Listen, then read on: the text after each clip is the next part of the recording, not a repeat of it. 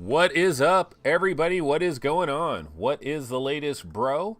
So let's see here. I kind of altered this chat a little bit. All I did was make it wide. I didn't have time to like redo this whole thing, but I did make it wider. Um, so still working on chat, but I will try to keep increasing it a little bit bigger. Let's see here. Now that we are in the building here, let's see, maybe a little bit bigger. There we go. Okay, we'll try this for a little bit, see how that works. What is up, everybody? Today is Monday. It is October 22nd. The time on the clock is 11:08 a.m. Of course, that is Pacific Standard Time on the West Coast, the best coast. And let's see, in chat, we do have Fluke in the building. We have Phil Yarn. He thought he was first, but he wasn't. We have Logan. Kevin Mars left a message and then retracted it. But then he says, seems like only Mondays are my days off. We have a Viponex. What is up? What's going on? T-Dub. Zypon. Paul Smith. Crunchy. Kev Gret. It's a slow day at work, Anthony. He needs some entertainment. And Kid Tokay, the Rex Terra. So a lot of people checking in right about now. What's going on? So basically what I wanted to tell you guys is I don't have like a tremendous amount of stuff prepared, of course. But you know what I can tell you is, you know how I was talking the other day about how we need a return to normalcy, like the Great C, but normal C. I need to return to normalcy. And once I've returned to normalcy and I have a couple of days of being back in a normal situation, I can get back into the mix. And I believe that's coming in the very near term. So I believe there is good news from that standpoint. It is coming in the near term, a return to normalcy, although not quite yet. The other thing I have to report is I still haven't checked my CPU in terms of like the overclock. Like there's different programs that you could download and you could check out your temperatures and all that stuff. I haven't done any of that. All I've done is gone into a number of different VR games, played a number of different VR games, and things seem to be working pretty darn well. So basically, I'm not so concerned with it. Now, I do know that chat, see, we're not showing the end of chat here. So let's see here. Let me close this down a little bit. We're not really getting the end of chat. So let me try to see if I can squeeze it a little bit. Yeah, I've got a lot of work to do on chat. I've really got a lot of work to do. You know what I'm going to have to do, guys, is I'm going to have to do a little special episode where I simply get on here and just start screwing around with chat until I finally have chat dialed in, and then eventually get that dialed in. But we do have a couple of minor topics to get into today, and probably the lead story of the day. Well, there's actually multiple lead stories of the day. How awesome is that? But one of the big stories is right here. It says, go to the next level of Windows mixed reality with the Samsung Odyssey. And let's see here. If you go over here, so this is on Microsoft.com. You know, this is the Microsoft store. They currently have a sale. Now, this is the regular Samsung Odyssey. It is currently on sale for $350. I think we've seen this price a number of times where it's down to $350, but this is not the new version. Let's see here. I was looking for, maybe this is it right here. Yeah, so on the Windows blog, this is dated today, October 22nd. This was at 6 o'clock a.m. in the morning. Go to the next level of Windows mixed reality with the Samsung HMD Odyssey Plus. And we've heard about the Odyssey Plus a number of times, And, you know, it talks about the anti-SDE display innovation. It talks about how it has an improved ergonomic design. It weighs only 1.3 pounds. It has a wider eye box to help match your facial features. It has some breathable anti-fog material of the face padding, ensures the inside of the eye box doesn't mist up. And so it's got all this stuff. Now, if you go down here, it says the Samsung HMD Odyssey Plus will be available in the US starting October 22nd at the Microsoft Store and Samsung.com, and will soon be available in other regions, including Korea, China, Hong Kong, and Brazil. And it will also be showcased at Unite Los Angeles at the Microsoft booth. That is October 23rd through the 25th. Now, the thing is, I've done some searches. I've bounced around. I'm trying to find this Odyssey Plus. Like, can you buy this right now? And all the searches that I did on like the Samsung. So here's Samsung. Like, you can go to their website, because it said it was available on their website, right, at Samsung.com. And this just says HMD Odyssey. It doesn't say Plus. It says $499. It doesn't talk about any of the special features. It doesn't talk about this anti-screen door stuff.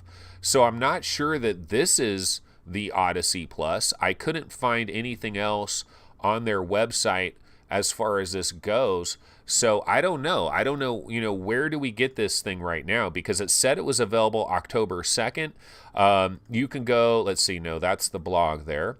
That's the Samsung website. So you go here to the Microsoft Store, and like I said, I found this one for $350, but this is not the Samsung Odyssey Plus. So supposedly it's available out there. Supposedly the Samsung Odyssey Plus is available. It is still not coming to Europe, and a lot of people were very disappointed. Apparently there is still no European support at this point in time, so not sure what's going on. Gerard O'Hara says, yeah, it's $500. Kevin Mars says, well, what about the display specs? As far as I'm understanding, the display specs are basically identical. It's basically identical. What you're getting a couple of minor improvements. Let me see if I can find the one where it's the blog here. There are a number of minor improvements. I mean, the single biggest improvement really is what they're talking about. Let me switch over to this one here. What they're talking about down here. This is the Samsung anti-SDE AMOLED display, solves SDE. Again, I can't talk. Let's talk good. Okay. Samsung anti-SDE AMOLED. I can't say AMOLED display, solves screen door effect by applying a grid that diffuses light coming from each pixel and replicating the picture to areas around each pixel. This makes the spaces between pixels nearly impossible to see. In result, your eyes perceive the diffused light as part of the visual context with a perceived PPI of 1,233 PPI, double that of the already high 616 PPI of the previous generation Samsung HMD Odyssey. So yeah, and it's supposed to have this wider eye box. It's supposed to weigh a little bit less. Let's see, it does have this AKG premium audio technology. I think the first one had that as well, but it might be slightly enhanced here. There's some other little enhancements. I mean, it's got the interpupillary distance wheel, easily adjustable. And I was reading something else where was it? There was some other talk about how like the head strap, there's a bunch of adjustable abilities with the Samsung Odyssey Plus where you might be able to get a slightly better fit to your head than you are with the standard Samsung Odyssey, because a number of things that I've heard about, and this is with a lot of the Windows mixed reality headsets, I've heard that if you have it the way they instruct you to put it onto your head, that you don't get the proper kind of a fit, and that you have to kind of jerry rig it a little bit to get the proper kind of a fit. And so the hope is, with these added adjustments, you might be able to get a proper fit with this. And so the Samsung Odyssey Plus is something to consider. It's something to consider. The question, of course, that we have to go to at this point is, would anybody go down this road and get themselves the Samsung HMD Odyssey Plus, or would you go to Pimax? Would you go down the Pimax road? And I guess the advantage going with the Samsung, first of all, it's a lot cheaper. You know, we're talking what, 400 or 500 bucks basically. So you're talking 500 bucks, where if you go with the 5K, isn't it basically 800? The 5K Plus is 800. So you're saving $300 there. You're also getting 2 controllers, and the 5K does not include any controllers, so you got to have controllers, you got to have base stations. Obviously, this has the inside-out tracking and all of that. So it does sound like it's a little bit better here. And then the other big difference too is, if you go down that Pimax road with the 5K Plus, you're also going to need to dramatically include your graphics card. And with the Samsung HMD Odyssey Plus, you don't need to really do that. If you've got a 1080 Ti, you're probably pretty good right there. But I thought this would be kind of interesting news, because supposedly it's available today, but I'm not finding it anywhere today. But, you know, people are talking about it on the Oculus subreddit here. I was going to see, let's see, what are people actually saying in here? Let's go back over and see what people are saying. They say, higher resolution isn't enough anymore for me to upgrade. Having a Vive, Rift, and PlayStation VR, I have enough headsets for now. My next HMD must have a bigger field of view. And Casman321 says, if they get rid of SDE or almost, I don't get why they didn't up the FOV. I guess the diffuser doesn't work with bigger gaps between pixels. I buy it anyway. No, I mean, increasing the FOV is a completely different ball game. You have to completely redesign the headset if you're going to do that. So you really have to have a completely redesigned headset if you're going to increase the FOV. So let's see what people are talking about. Charles Van Nolan says, I bet the anti-SDE is just a tiny blur on the display. Well, it is somewhat of a blur, but I think it's a blur that is, it's a blur. It's a blur that has been designed very specifically to try to trick your perceived resolution of it, where it just looks better. I think this could work. I honestly believe that having some kind of anti-SDE technology, the proof is in the pudding. I think somebody could put on one of these Samsung HMDs with this anti-SDE, and you might really not really see that SDE, and you might say, well, it's just blurring everything. No, I think they figured out how to blur just in between the pixels, and so they're blurring that a little bit. It could work. I mean, it could work. I would love to try one of these personally. I definitely would like to try one of these. John Schubrook says, how comfortable is the Odyssey headset? Well, the question is, how comfortable is this newer one? Because the way I understand it is the Odyssey, the original Odyssey, is the most comfortable of all currently existing Windows mixed reality headsets. It's easily the most comfortable of all of those. However, I also heard that there still is a bit of an issue in terms of trying to get it dialed in where you have that right view, where you're getting a proper field of view, and you kind of have to mess with like the halo on your head and kind of tilt it and basically have it in a way that is not natural. That's the existing Samsung Odyssey. You have to kind of screw with it, is what I've always heard. This version has some different ability to adjust different parts of it, which might mean that now you can have an improved fit that will really work nicely. So that is kind of interesting there. Kevin Mars says, I'm going to have to wait till something new comes out before I upgrade anything, which still work with all the Lighthouses controllers I have. Oculus would be my first choice. And Jason Walker says, the Pimax seems DOA. The more Pimax friendly crowd in the Vive subreddit seem to be down on it. And yeah, Gerardo Harris says, great headset, but are the controllers still the same because they suck? And Charles Van Nolan says, yeah, even a tiny blur would look nicer than having crisp black lines dividing up pixels. And Crunchy says, I'm also interested in seeing the anti-SDE technology.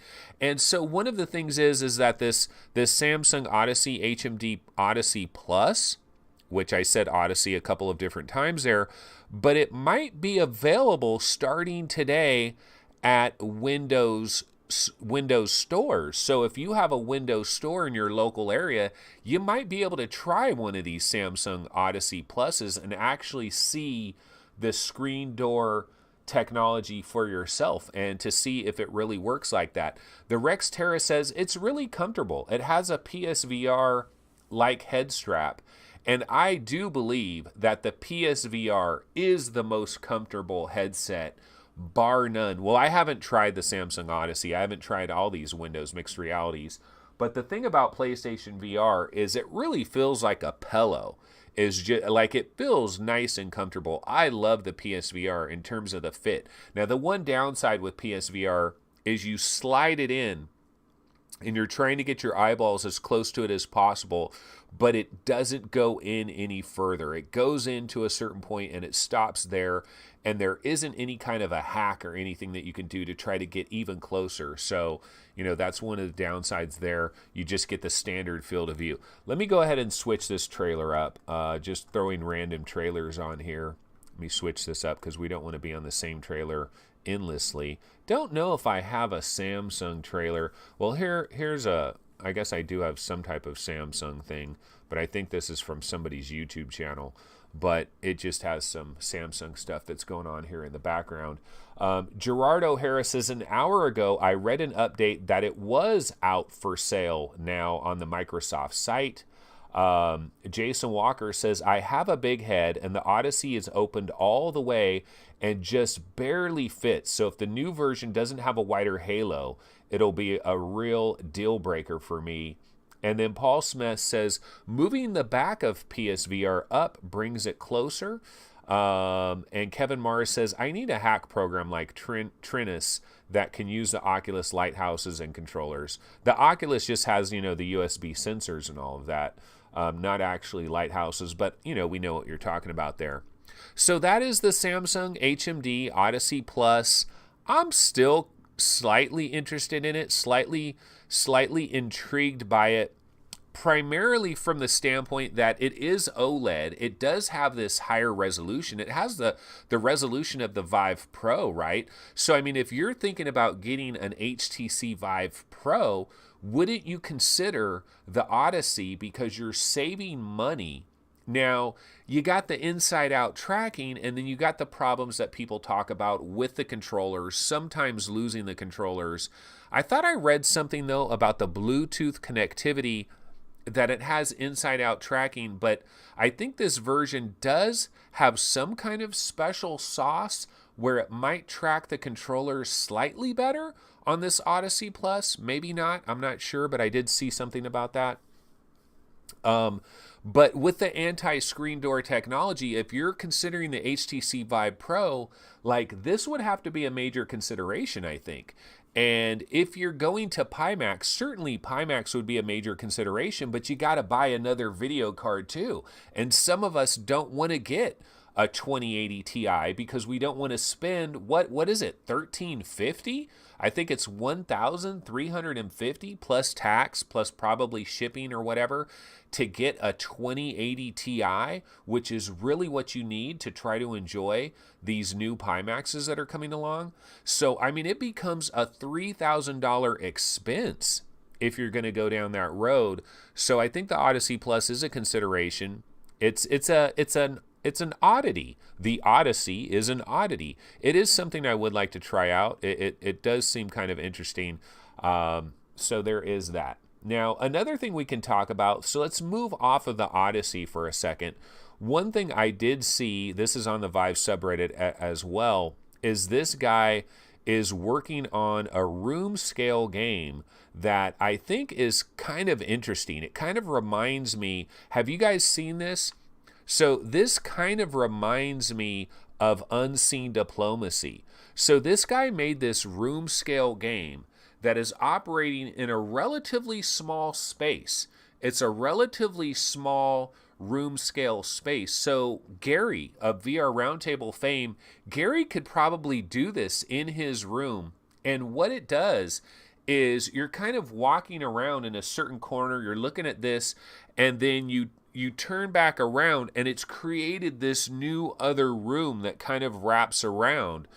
And that's what they're doing here. I'm going to go ahead and switch this to full screen game trailer. Let's listen to it for a second. I don't know if there's much going on here, or actually, oh, there isn't any audio at all. Okay, so there's no audio on this, but this is a full screen version where it's kind of showing you how it's tricking your perspective. You turn around, you're looking at another corner of the room, and then it wraps and gives you like a new corner of the room. So it's kind of like a room within a room that keeps creating a room within a room. It's a really interesting concept, really interesting idea. And it's a way that maybe we can trick ourselves into imagining we're in a much larger space than we truly are. So I thought that was pretty cool. I thought that was pretty interesting. I don't know if this really works very well. And it could be this guy is at the very beginning of this. But yeah, if you go to the HTC Vive subreddit, the thread where they're talking about this, Baggy G in the UK says, I loved the non-Euclidean stuff from Unseen Diplomacy. This looks really effective. Looking forward to more information. Yes, non-Euclidean Unseen Diplomacy. Quite yes. And this guy's saying, I'm down. Dose, then play, and lose my mind. Seriously, that is awesome, though. I love reality-bending VR applications like this. Also love the fact you put a bong by that chair. Okay, I didn't even notice that. I didn't know we were going down that road. And then this one guy says, my head hurts. Like, I don't understand this. My head hurts. So yeah, very cool. What kind of game will it be? Wave shooter. That's funny. They're just joking there. That's somebody commenting on it. But yeah, no, I think this is super cool. I think this is something we have to explore. We have to kind of figure this out. I don't know. The problem is, if you have a limited room scale space, there's only so much you can really do to trick yourself. There is this idea, though, that if you're turned away, you're looking at something else, that what is behind you, they can change it. They can change it in a minor way, and then when you turn back around, it's slightly changed. But I've always heard that you really need like a 30 by 30 room. If you had a 30 by 30, 30 feet by 30 feet play space, that then you can really do some magical stuff with just slightly moving the pathways, slightly changing things. When someone's walking over here, you're changing the other stuff around it, and you can kind of redirect them and create basically an unlimited space within 30 feet by 30 feet. But who among us is going to have a gigantic room that can do that? Even me in this room, even if I completely emptied out this room and did it wall to wall, I don't have enough space to do that. And so we need to come up with other techniques to do this. Does look interesting, does look kind of cool. Okay, so there was that. Let's see. Do we have anything else to get into? You know what? I do have something else to get into real quick before we go to anything else. Let me go ahead and throw on... Actually, you know what? Let me throw on the War Dust trailer. Let me throw on the War Dust trailer, and this is the wrong size, so I got to resize it here. I did play this, ladies and gentlemen, a little bit yesterday. I did play a little bit of War Dust yesterday. And so I want to talk about my experience, but I got to be honest. I got to be honest and say that I was only in this for probably 35 minutes or so. So only tried this briefly, and God, do I suck. I absolutely suck at these games. I am horrible at these games. Because I've told you guys a million times, oh, they found the Odyssey Plus on Samsung's page. Let me see if I can copy that. Hold on a sec here, because, yeah, I do want to look that up. So, HK. I can't just copy it straight from here, unless maybe I get into the other window. HMD Plus. I'm curious to see what it shows on their website. I do want to see what that looks like. XE 800 ZBA -8C1 bang. Okay, let's see if we can find this. So anyway, I'll try to get that, but let's talk a little bit of, oh no, it didn't find it like that. Let me see, Google.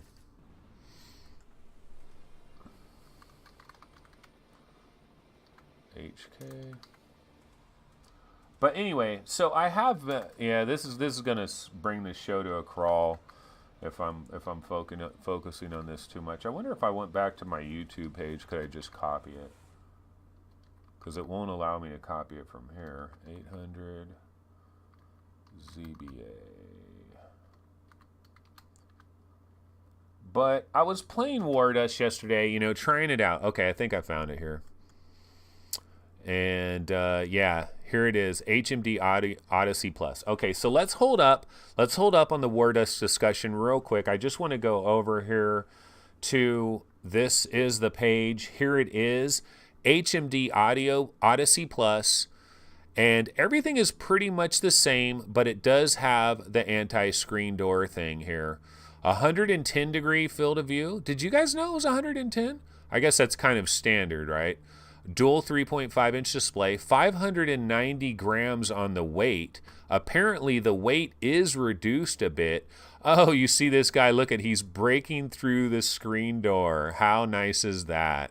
That is really quite cool. Breaking through the screen door, the limits of the screen door, with exclusive evolutionary SDE minimizing Samsung display technology, users can perceive a 1233 ppi level resolution. That does sound dope. That does sound dope. And look at, they have a sample here. This is what it looks like at 1616 ppi, actual resolution of their conventional version. And then with their special technology on top, this is what it does. You get a perceived double up. User perceived resolution, anti-SDE, AMOLED, see more, win more, a super wide 110 degree viewing angle. I wonder if that's slightly wider, because I think a lot of them weren't, a lot of them like is the standard field of view for the Vive like 100 degree field of view, or is it 110? Is that the normal? Not sure there. But yeah, so stay dry for greater gaming comfort. And then like that anti-fogging thing as well. It weighs in at just 590 grams. It has the IPD control wheel right there to let you change your IPD. The original one had that as well. It was the only Windows Mixed Reality that had that, right? So easy Bluetooth connection. I was wondering if the Bluetooth did something to help with the controllers at all, like when the controllers aren't being seen or something. I thought there was something about that. A lot of advertisements for Overturn mixed in here, technical specifications, and you know, that's pretty much there. So it doesn't look like they actually allow you to purchase this right from their website, but they do tell you where you can buy it. So that is the HMD Odyssey Plus. Man, I'd like to check this out. I really would like to check this out. It's going to be interesting to see when some people get their hands on this and report back about how good is this. Because the anti-screen door, I'm telling you, a lot of people will think, oh, that is a gimmick. It's a gimmick of a gimmick.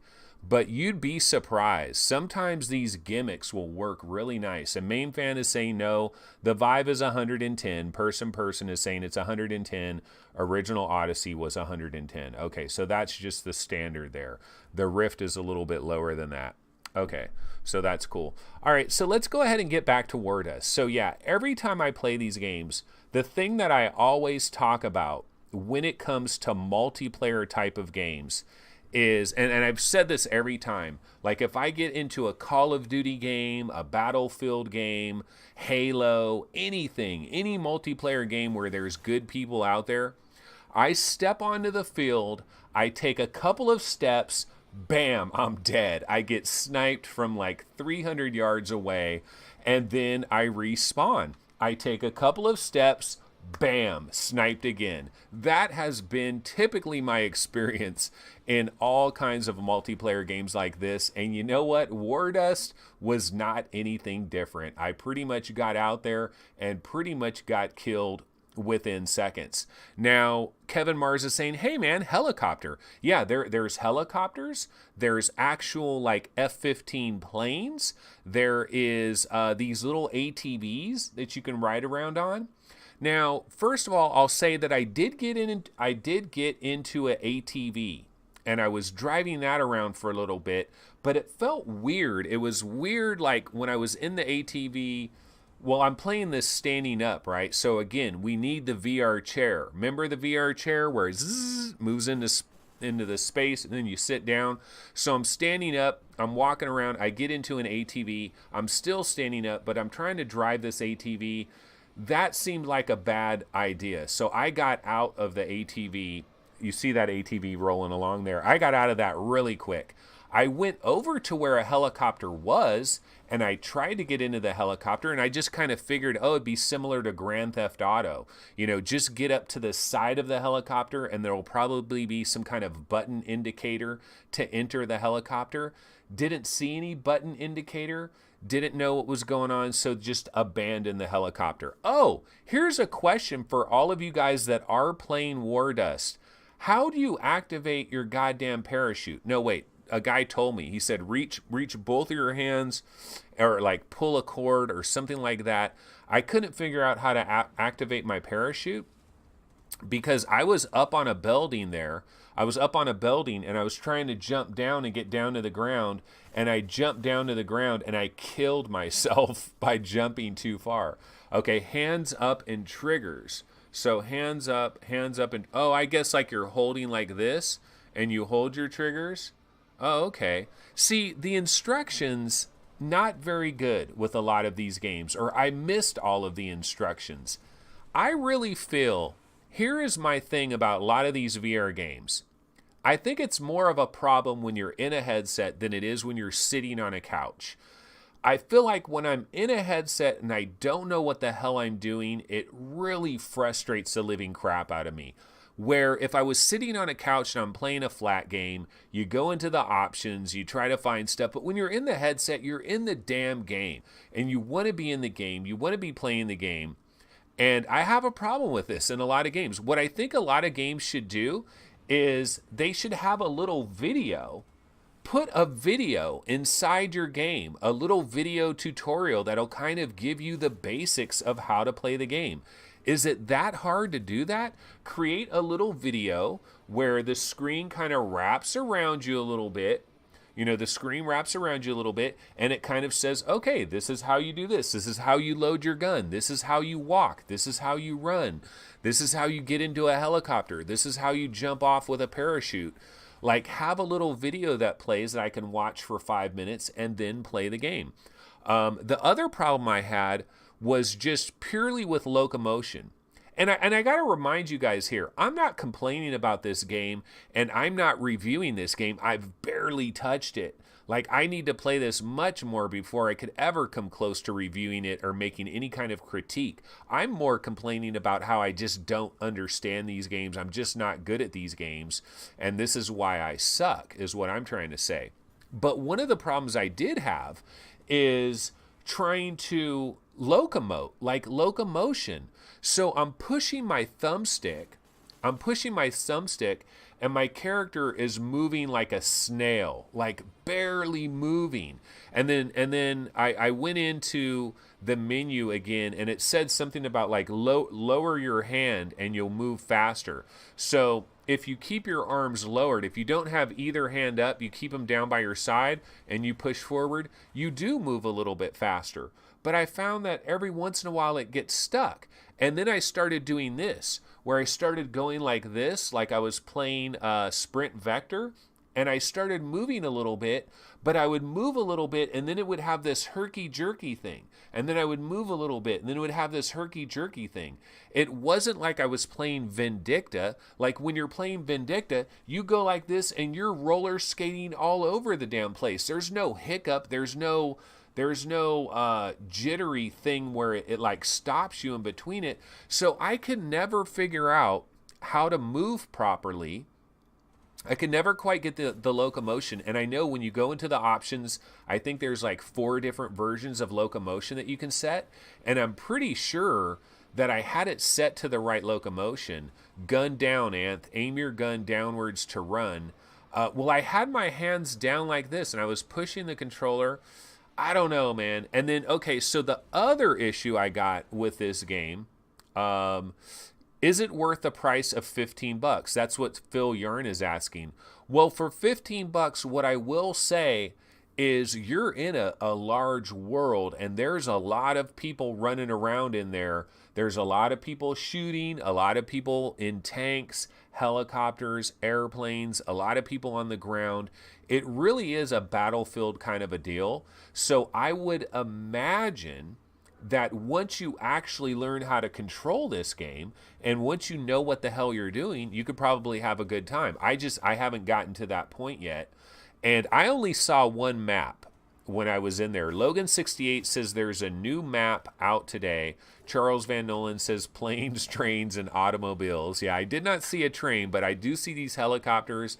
I see like these F-15 jets. I see the ATVs and the tanks. Not sure how to get into them. I did get into the ATV one time. Oh, the other complaint I was going to have is nobody was talking. I was around all these other people, and I kept asking them, I'm like, how do you run? How do you run? And it was like no one was talking to me. And so I thought, oh, is my voice not on? But then another time I was playing it and somebody was talking to me. There is a train in the new map. Okay, so I take that back. So you can ride in a train. But yeah, no one was really talking. I was like, okay, how do I run? What button do I hit to do this? Or how do I grab my parachute? No one was talking to me. And then finally somebody started talking to me a few times. But has anybody else noticed that no one's talking? So I kind of thought that was a little bit weird. But yeah, no, I'm going to get back into it. I'm going to try it some more. I definitely want to at least parachute off the side of the damn building now that I realize what you're supposed to do. And hopefully I'll finally learn how to run correctly. Main Fan says, I think you can only hear a few people in your group. They have green names. Okay, I thought maybe it would be based on who's near you and who's far away. Like I would think it would be proximity based. So like if you have a couple people on your team that are really close to you, you'd hear those people, but you wouldn't hear anybody that's like super far away. But I guess it's not proximity based. So you might hear somebody that is way on the other side of the map that's talking to you. I did not get a single kill. I did not kill a single bad guy. I got killed a ton of times and I did not kill a single bad guy. But I'm going to get back into it today. I'll try it some more. That is War Dust. Definitely going to try it more. I think for $15, I think if you like these kinds of games, it's probably worth buying for $15 and playing it for a while. And then, you could probably return it. Although, again, I don't normally like to recommend buying something with the idea that you might return it. But if you like Onward, if you like Pavlov, if you like these kinds of games, if multiplayer is your jam, you probably want to try this out, I would think. And Logan68 says radio is coming soon, and yes, it is proximity based.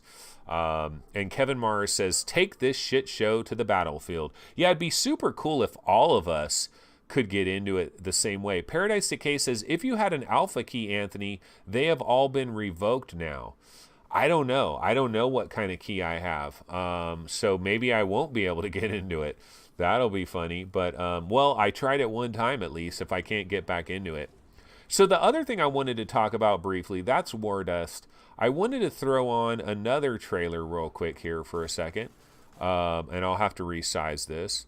This is Subnautica, baby. Yeah, Subnautica. So here's the deal.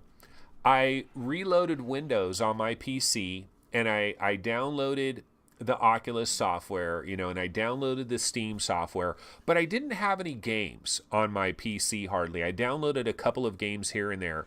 Now what I've done is I've connected my old hard drive, the original hard drive that I had that still has Windows on it and it has all this other crap on it. And so now it is my F drive. And so on that hard drive is all kinds of Steam games and Oculus games. And I was thinking, okay, so I want to copy them over. Well, a game that I really want to play, I want it to be on my SSD. So whatever I'm actively playing, I want to have that on my SSD so that hopefully it loads up a little bit better, works a little bit better from that standpoint. So Subnautica is like 20 gigs or something. So I copied it from my regular old hard drive that I was using it before. I copied it into the Steam folder on the SSD. And I couldn't get any of these games to play. And then I did some Google searches and I found out, let me see here, I found out there's a way to do this. So you have to copy this other file over, which I didn't realize at the time. There's this other file that you have to copy over. So like if I go into Steam and I go into Steam apps, okay, so if you go into Steam apps, you'll see like 5 or 6 folders: common, downloading, shader cache, source mods, temp, workshop. And then you're going to see a lot of files below that are app manifest files, ACF files. And so what I've realized is if you copy one of your Steam games to another hard drive, and then you have a brand new hard drive and you want to copy that Steam game over to this brand new hard drive, you got to have the app manifest ACF file in your Steam app folder. Otherwise, it'll try to re-download the whole entire game. And so I figured that out. And so this does work. And so I was able to do this with a number of these games. Right now, all I have on my SSD in my Steam folder, I have Blind, I have Budget Cuts, I have Cyberpunk VR, I have Subnautica, and I have War Dust. That's all I have, but I was able to copy all the ACF or, the ACF files, the .acf files, these app manifest files. And when you go to your old Steam folder, you're going to see a gigantic list of your app manifest, all these ACF files, and you don't know what game is what game.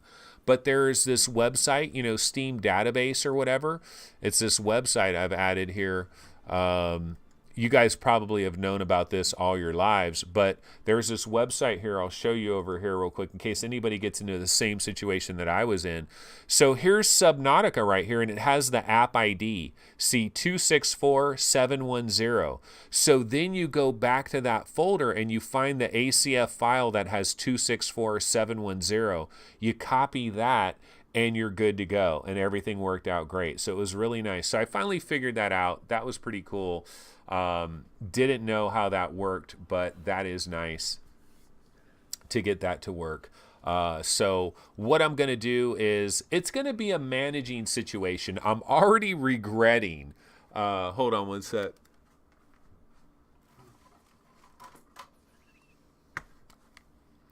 Okay, so you guys remember this was the hard drive I got, 500 gigs.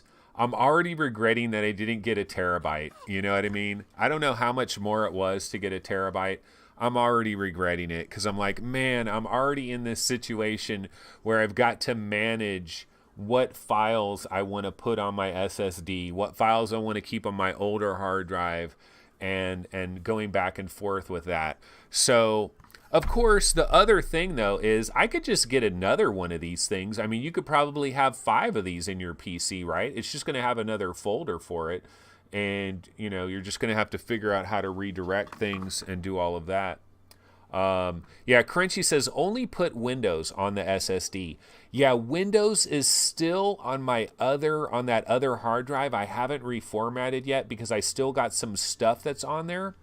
But I'm going to, wait a minute. So Crunchy, you're saying only Windows? Keep it completely blank other than Windows? Like only have Windows, that's it? Are you literally saying don't put any games on that SSD? Or are you saying only put one version of Windows on the SSD and have no version of Windows on the other terabytes? On the other drives? Not sure exactly what you're saying about that. But yeah, slowly but surely figuring this stuff out. But that's the good news, is I believe that I'm finally going to get this stuff dialed in. Now, as far as Subnautica looking better or more graphically intense, I made some minor adjustments to the graphic. It does look better. And Crunchy says, no operating system on the HDD. Okay, just content. Yeah.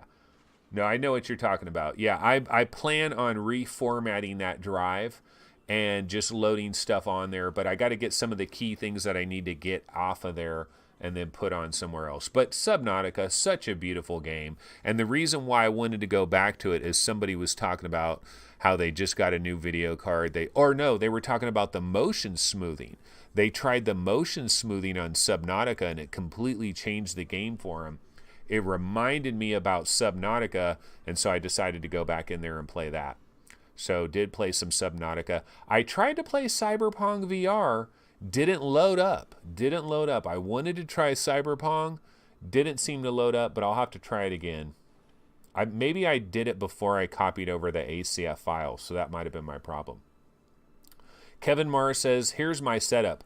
Windows SSD, games on D drive. So Kevin Mars, you don't put any games on your SSD, but isn't the whole advantage of having an SSD is that the games are going to like load up better, and like you're not going to have all these loading screens and stuff? Don't you want to have some of your key games on your SSD, like maybe like 200 gigs of games on your SSD? Nope.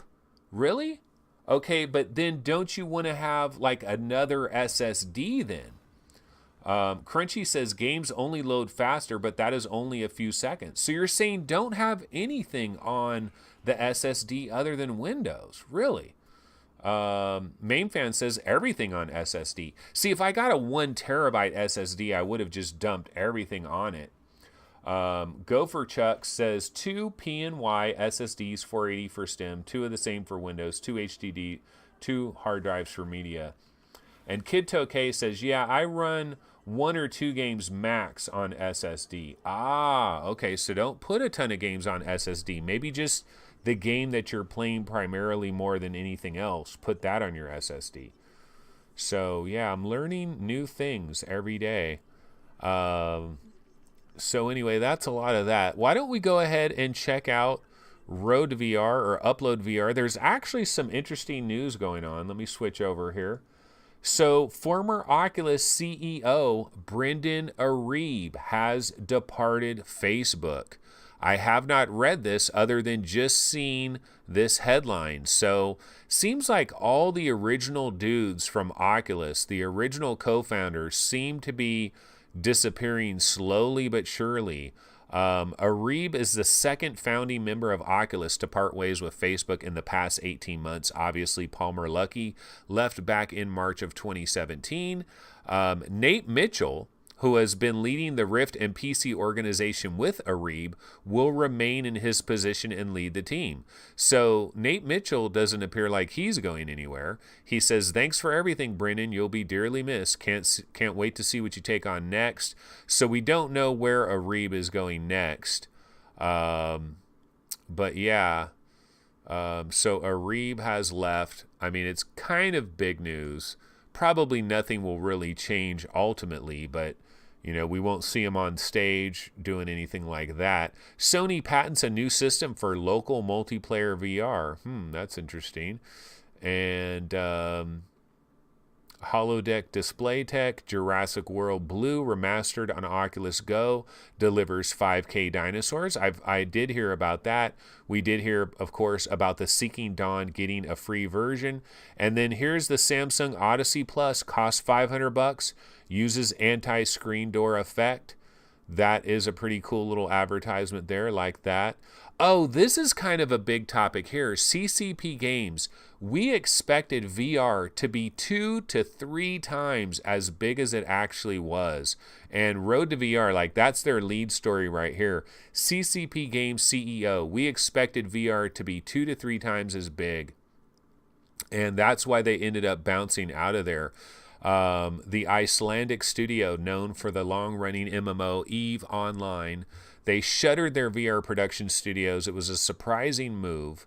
You know, they're, of course, the Eve Valkyrie guys, the Spark guys. And he says, we expected VR to be 2 to 3 times as big as it was, period. You can't build a business on that. If it does take off, and I mean if, we'll reassess. Oh my God. So he's coming off as a bit of a hater. He's saying if. Like, how can you believe, I don't know how anyone in their right mind can possibly believe that VR is not inevitable to dominate everything. You know, it's simply a matter of time. I could see how somebody might think, well, you know, the problem with VR is you're putting something on your head, and there's some people that just are never going to be interested in putting something on your head. But it's going to get smaller and smaller and smaller. So, you know, here's Spark. This is one of their games. I'll go ahead and throw this on. I'm a big fan of Spark, by the way. I think it's a really cool game. It's unfortunate that CCP bounced. But yeah, I don't know how you could possibly imagine that VR will not take off. Because he's saying if it does take off, and I mean if, we'll reassess. The important thing is we need to see the metrics for active users of VR. A lot of people bought headsets just to try it out. How many of those people are active? We found that in terms of our data, a lot of users weren't. That's another thing that seems mind-boggling to me, that there would be people that buy VR headsets and don't use them anymore. VR was such a freaking game changer for me. I don't know how anybody could go back. But we talked about this the other day. They must have tried some really shitty, crappy experiences. Didn't really work for them. Maybe all the wires and everything, they were tripping over their wires, and they ultimately just decided to write VR off. Despite shuttering the Atlanta-based office behind Spark and selling Eve Valkyrie to Sumo Digital, both games remain functional today. Yeah, both games are functional. And Peterson still has hope, though, that headsets like the Oculus Quest will have the mass appeal to bring the user numbers the company needs to see more before jumping back into VR. So yeah, that is CCP Games basically saying why they got out of here. And it is a reality. It certainly is a reality because we've talked about this. We go to these various Steam pages for all these different games, and it's amazing how few users the reviews you see. It really is kind of shocking. Like, for example, I mean, here's an example for you. This is Mind Labyrinth VR Dreams, and I got to try this again now that I've got my VR working properly, that my video card and everything is working properly. I want to try this again just to make sure that I didn't get a false impression that first time. But Mind Labyrinth VR Dreams, no user reviews. This was available on October 14th. I mean, no user reviews doesn't mean that no one bought this game, but it does mean that it was not a huge seller, because if it really was a huge seller, there definitely would be some user reviews. So, I mean, this is an example. Is VR dead? Is VR dying? Do I need to just cancel this channel together? Do I need to shut VR game rankings down? I don't believe so. I believe this is going to, I believe it's unstoppable. It's just going to get better and better and better and better. And Samsung has brought some anti-screen door technology to the forefront. Maybe that will be the difference. I don't know. Let's see what people are talking about over here in chat. Charles Van Nolan, all they need to do is work on getting the headsets down super duper cheap. Gopher Chuck says, I can't do my Sims without the Vive anymore.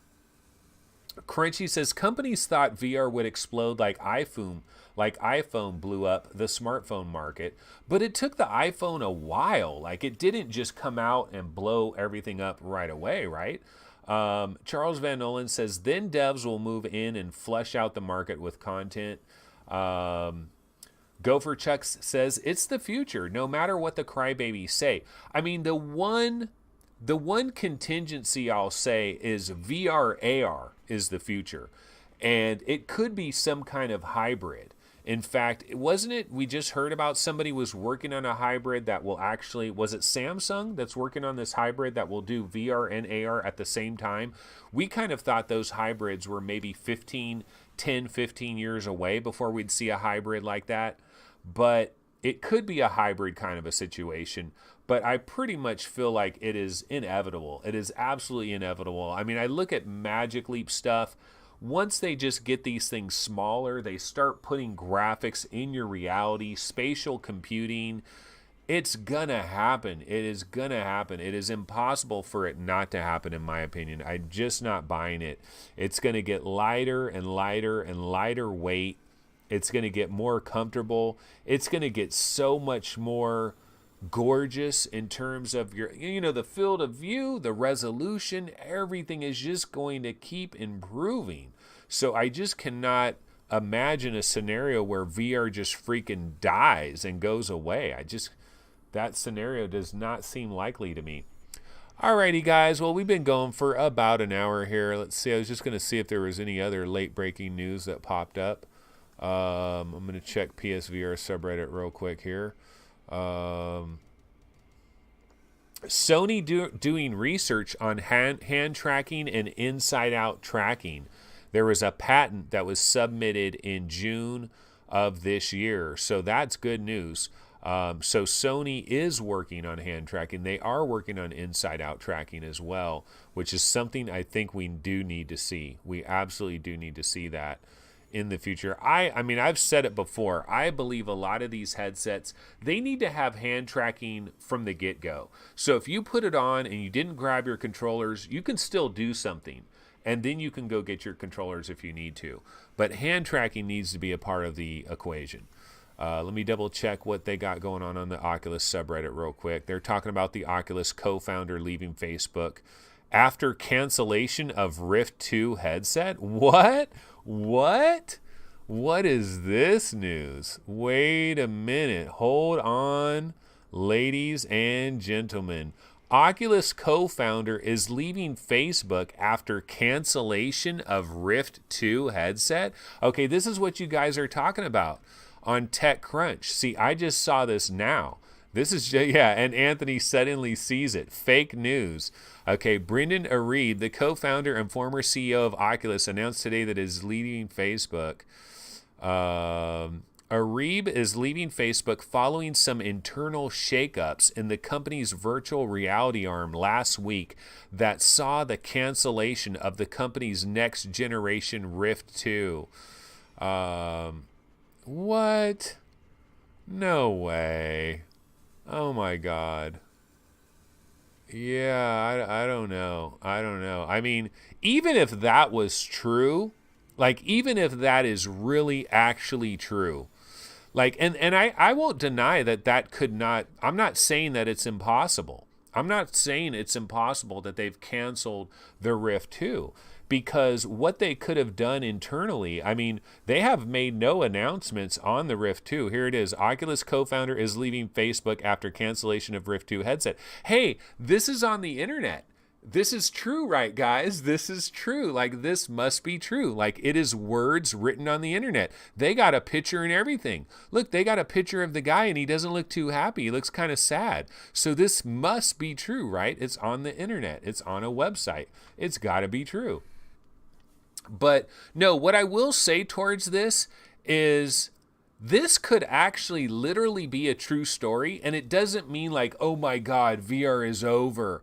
No, it means that Oculus could have internally made a decision with all this Pimax shit that is going on that maybe they need to completely redesign the Rift 2 from where it was going. Like maybe, I mean, decisions are made in boardrooms where they have a product that may be like 75% of the way down its path, and then they might decide, by the time we come out with this, it's not going to be what we need it to be. We need eye tracking. We need AR, MR support in a better way, or we need to redo the whole entire thing. It's possible. It's entirely conceivable that something like this can happen, but it's not like Facebook is giving up on AR. That would be the headline that would scare the shit out of everybody and shock our collective worlds if Facebook just got out of VR completely. That would be the shocker. Facebook has the Oculus Quest. It's going to be one of their biggest products ever. They're coming out with it next spring. They just had Oculus Connect 5. Could they be scrapping what their Rift 2 was at this current moment in time and basically decided, you know what, we're going to start over?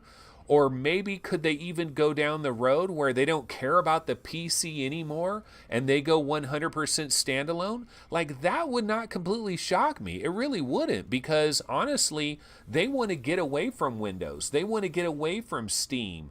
They want to get away from this idea that you got to keep upgrading your video cards. You got to keep doing this. You got to keep doing that.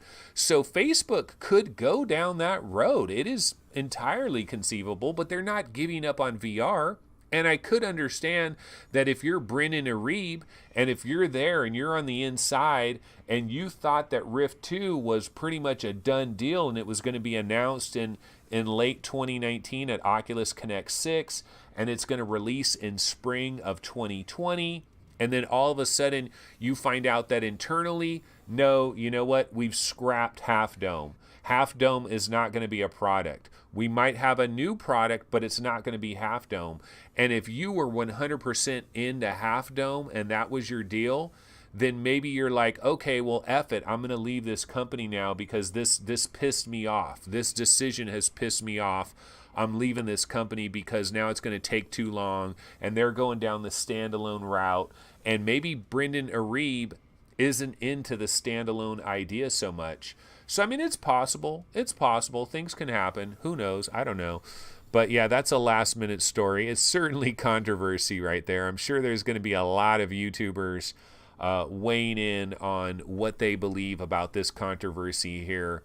TechCrunch, this is going to be a major deal. It's kind of funny. It's kind of funny. I think it's exciting. I think it's kind of cool. Chris Cox says, Donald Trump has just announced a ban on VR. And then MainFan says, a lie? Oculus Connect 5 was just Quest. Yeah. Crunchy says, they never told us what Rift 2 would be, just that they have a few different ideas. And Andy Sky says, Parmax Star VR really pissed Oculus because they know 210 field of view is just not ready for many, many years, but all the damn companies are rushing it. Yeah, so I don't know. Yeah, somebody mentioned that Oculus Connect 5, like, Oculus Connect 5 would be a total joke if this was true. But again, Oculus Connect 5 was mostly about Quest. It really was mostly about Quest. So I don't know. It's kind of crazy. But anyway, guys, I got to wrap this show up. We've been going for a while. Let me go ahead and throw on my outro. I got to get out of here. We'll probably talk more about this rumor tomorrow. Certainly interesting. We'll definitely get into it a little bit more. Anthony, check Variety. Yeah. Okay, so anyway, guys, that has been it for today's show. You can certainly go ahead and bounce over to the website. Be sure to subscribe to our channel, like the video, all that usual stuff. And like I said, look, I am going to be back, folks, to better shows, more topics, more trailers, things prepared for the show, a little bit more. The 20-minute episode, I'm going to try to do a 20-minute episode today. I actually have to get my video editing software onto this rebuilt PC again and do all of that. Although it's on that other hard drive. I wonder if I can just fire it up from that other hard drive. It might not work. I don't know how that will work. But I have to do that. But we're going to get back to some normalcy pretty soon. So that'll be interesting. All right, guys, bouncing out of here. Take it easy. We'll see you tomorrow around 11 a.m. Pacific time. See you then. Later.